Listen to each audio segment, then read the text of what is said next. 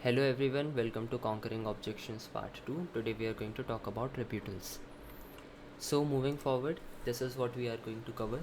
Recap of foundations, how to conquer objections, the rebuttal vault, examples of objection conquering, building your rebuttal vault, conquering the price objection, and what to do if you cannot overcome an objection. So now let's start with the recap.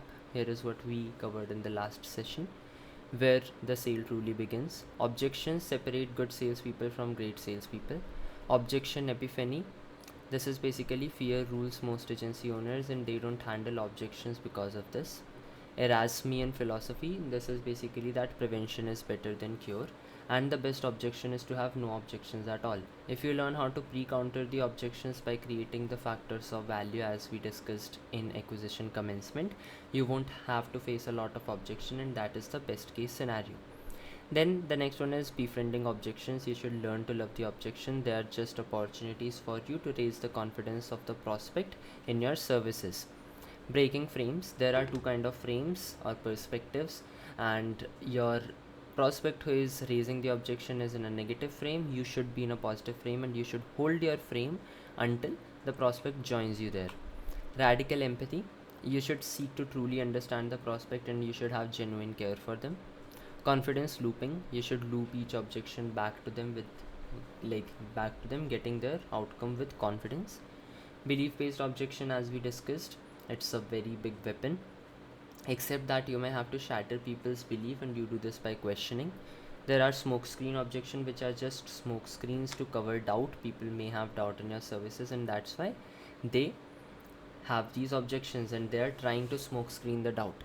Action threshold, we talked about this in acquisition commencement. Everyone has an action threshold. This is an emotional pinpoint at which they will buy. Preventing the retreat. The best weapon you have to overcome their objection is their current situation, and you can just increase the pain based on that, and you can prevent them from retreating to fine. If you conduct the calls properly, step by step, question by question, using all the techniques and weapons we have given you, objections will be a lot easier to overcome. So now, how to conquer objections? It's very simple. Just don't give your prospect a reason to say no. Instead of breaking your back trying to give a yes or trying to get a yes from them, just focus on removing all the reasons they might say no, and that's basically them leading to say yes. Stay on the call for as long as it takes to get the close and stay ruthless in your pursuit of the close. So now talking about the rebuttal vault, there is this resource that would be available for you in the download section. This is the freedom rebuttal vault. It has a lot of examples that you can basically go through, and again this is like a dynamic project, so you will be adding yours here as well, but there are some of the most common ones related to agency sales that I've added here. I need to talk to my business partner about this. The prevention is to make sure all the decision makers are on the call and clarify this before the call begins, and for this we have also added the question in Calendly, that are you the decision maker. Then rebuttal for smoke screen. If this is a smoke screen, you can say, I totally understand, John. Let me ask this. It's the case that, is it the case that you're totally on board with doing this and you just want to get it signed off, or are you having some doubts elsewhere? And if they say they don't have any doubts, then sorry, this is a genuine objection. And in this case, you can ask, or you can say, I totally understand that, John, and I'm with you all the way. I would not dream of making a decision without my business partner signing it, and I'm happy for you to chat it through with him here, but to hold the incentive based pricing, I need to have some small form of commitment from you. Would you be happy to pay a refundable deposit of XYZ amount on the premise that we schedule a follow up call with your business partner, and if the outcome is negative, I will refund that money? If they are not willing to put the deposit down, chances are they're never going to buy, and this was just a smoke screen. Then they may ask for some references. Based on my past experience, all the people who have asked for references, we were never able to close them anyway. So the prevention is send some testimonials before the call begins, so that the show up rate would be higher as well. Now the first rebuttal could be, great question, I fully understand why I've asked that. While I respect the request, we don't give our clients information purely because of the emulative nature of digital marketing. If our competitors knew where to look, they could copy all of our strategies. With that said, I don't want you to have any doubts coming into this, so I'm really hoping you can share my confidence. This is also why we have a guarantee. We are mega confident that we can get you what you want, and I also want you to feel as comfortable as possible with this decision. Rebuttal 2 could be, glad I'm I'm glad you asked that. I want you to be as confident as possible coming into this. We do 30 of these calls every week and we get this request a lot. And I'm sure you can imagine we don't want to bother our clients with the request. We have built a web page or a PDF or whatever you have solely dedicated to testimonials. Send them the link. There are hundreds, or how many testimonials do you have? Just put it down and you can say, I'll make a quick coffee. You can go through this, and basically you won't let them leave the call. That's the most important part. Do not let them leave the call without either scheduling a follow-up or saying a yes or getting a time when you can follow up, or maybe a no. So 90% of the time, if we send referrals, the call did not close. If you do send them, get a very specific follow-up time and try for a deposit too. Otherwise it is just a waste of time. Then the next one would be, what is your guarantee? This is not an objection, but if you don't handle it correctly, this may turn into an objection. So basically how you can handle it is my first favorite, like this is my favorite question. So basically the first thing we can guarantee is that if you do not work with us or make a change to fix this, you're going to stay stuck with this problem forever, and that is the first thing. However, we also do guarantee that, and then you can begin with your guarantee. If they ask for a guarantee before asking the price, say, sure, well, we have the guarantee, but it will only really make sense once you understand the investment, right? And then they'll ask you the price, state the price, and then state the guarantee. They can also say, okay, I don't make decision on the spot. The prevention is to use incentive based pricing and actually mean it. Rebuttal for a genuine objection is, I'm totally on board and I completely understand, I even admire this, but this does not feel like an on the spot decision to me. I could understand if we were talking just for a few minutes, it would not make sense, but we have spent 45 minutes exploring everything about your business and your key problems, right? And we have come to the conclusion that this is exactly what you need to do to move forward. From my perspective, we are the perfect fit for you, and it's not really just about pulling the trigger, it's also about sharing the confidence. I have that, we can do this, can you do that, John? And if it is like a smoke screen, you can say, I'm with you all the way. In my experience, the only reason someone doesn't buy is because they're lacking confidence. So please tell me, how can we move forward, how can I help you solve your doubts, and it's my job, I'll give it to you. Then sometimes they need time to think about it. This is 99% of the time a smoke screen objection. You can say, well, let me make a coffee and आप तब तक सोच लीजिए. So you won't let them leave the call until they say yes or no. Otherwise you can say, I totally understand why you asked that, let me ask you, why specifically are you having doubt, like what specifically are you having doubts about. तो उनको बताओ कि तुम्हें पता है कि उनको पसंद नहीं आ रहा है, उनको कोई डाउट है, and just help them.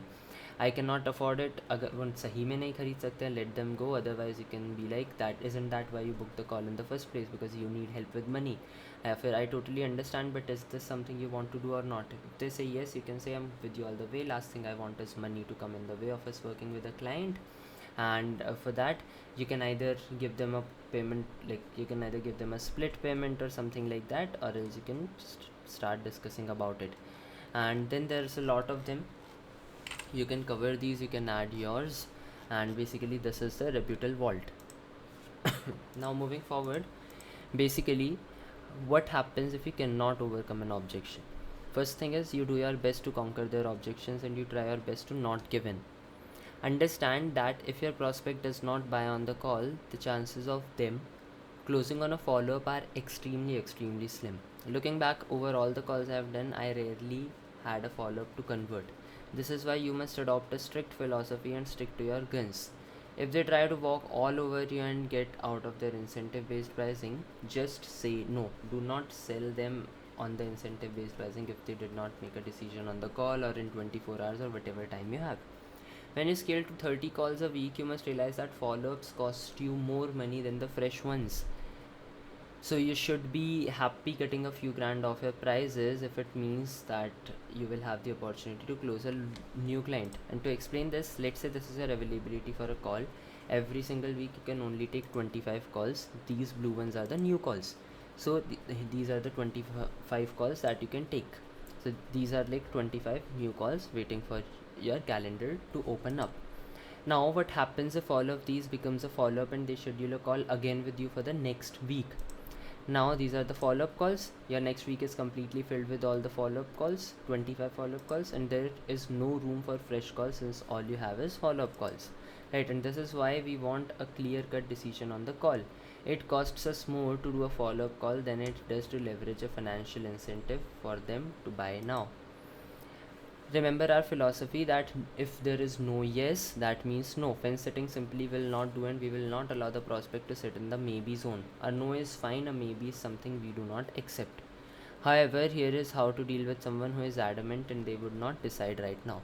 You get a refundable deposit of some kind, and you so basically to see that they have given some commitment, you lock in the incentive based pricing for them.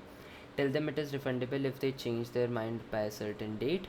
That's fine. So you get like a certain date and book a meeting with them. If they want to speak with a partner, get a card on file for a deposit and like to show commitment. Then schedule a follow-up call with them and their partner. Make it clear that you can like they can only get the refund on the call, and that if they want to get the deposit refunded, it has to be on the call, not via email or message. When you speak with their partner, just simply ask what questions they have and answer the questions, or do nothing else.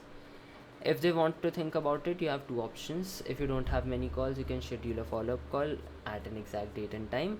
Otherwise, you can add them on Facebook or LinkedIn, and you can send them a payment link and say that they have 24 hours to fill in the form to come on board at the incentive based pricing. Otherwise, it would be at the full price. Again, if someone does not trust you enough to pay a refundable deposit, chances are they're never going to trust you to pay the full amount. If so, do not be afraid to tell them the following. Well, John, I'm glad we spoke here, but to me, maybe is a no. Fence sitting would not do good to either of us. So let's put this matter to bed. Are you in or are you out? If they say they are out, that's fine. If they want to come on board in future, it will be at a future price. It will be at a full price, whatever that may be, and you say that respectfully. And that is basically it for this video. Thank you so much.